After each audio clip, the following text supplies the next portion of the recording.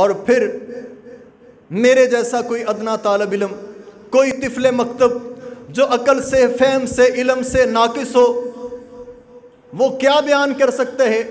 اس کے لیے تو کوئی بڑے سے بڑا شاعر، ادیب، خطیب، واعظ، محدث، مقرر، بڑے بڑے دانا لوگ، لکھنے والے، بیان کرنے والے کر گئے، لیکن اس کا حق ادا نہیں ہوا۔ مختصر مولانا قاری طیب رحمہ اللہ علیہ کے انداز کے اندر میں کہوں گا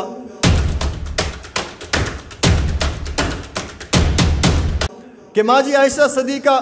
طاہرہ مطہرہ رضی اللہ تعالیٰ عنہ سے پوچھا گیا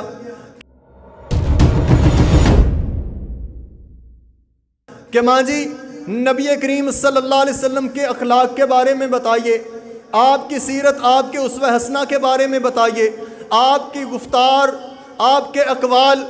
آپ کے اعمال، آپ کی عادات، آپ کے خزائل، آپ کے فضائل، آپ کے مناقب، آپ کے عادات و اطوار، آپ کا اٹھنا بیٹھنا، سونا جاگنا، چلنا پھرنا، اس کے بارے میں ہمیں ذرا کچھ بتائیے۔ ماں جی نے کوئی لمبی چوڑی تقریر نہیں کی، بڑی کتابوں کے حوالے نہیں دیے، کوئی پورا قرآن پڑھ کے نہیں سنایا، بڑی حدیثیں پڑھ کے نہیں سنائیں، ایک ہی جملے کے اندر آپ نے سمندر کو مٹھی کے اندر بند کرتے ہوئے ایک ہی جملہ ارشاد فرمایا کہ اے پوچھنے والے، کان خلق القرآن، کیا تو نے قرآن نہیں پڑھا؟ پورا قرآن ہی میرے مصطفیٰ کا اخلاق بیان کرتا ہے۔ اور مولانا قاری طیب رحمہ اللہ علیہ کے انداز کے اندر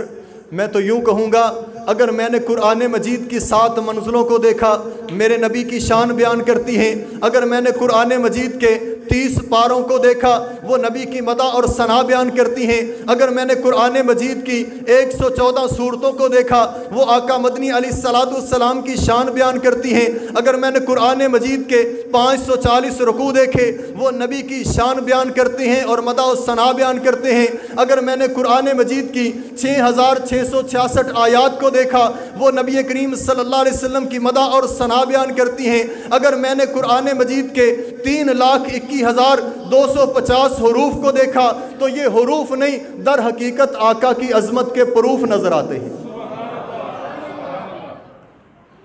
اور یہ کوئی خطابت کا جادو نہیں ہے، الفاظ کا سحر نہیں ہے،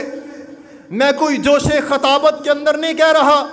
مکمل ہوش و حواس کے ساتھ، پوری ذمہ داری کے ساتھ یہ کہہ رہا ہوں۔ الحمد کی الف سے لے کر کے والناس کی سین تک آپ پورا قرآن پڑھتے جائیے، نبی کریم صلی اللہ علیہ وسلم کے اخلاق، آپ کا اسوہ حسنہ آپ کو نظر آتا جائے گا۔